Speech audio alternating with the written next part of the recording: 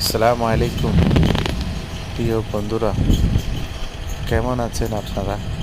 আশা করি সবাই ভালো আছেন। দেখুন কি অবস্থা, আকাশ চমকাচ্ছে। কাল বৈশাখী ঝড় নিশ্চয়ই হবে ইনশাল্লাহ আমাদের চট্টগ্রাম শহরে। এখনই হয়তো বয়ে নিয়ে আসবে ঝড় তুফান। দেখতেছেন কিভাবে বিদ্যুৎ চমকাচ্ছে, কি অবস্থা চলতেছে, কিভাবে বিদ্যুৎ চমকাচ্ছে, ভয় লাগতেছে অনেক। আশা করি বৃষ্টি এখনই নিয়ে নিয়ে আসবে আল্লাহ পাকের মেহেরবানি।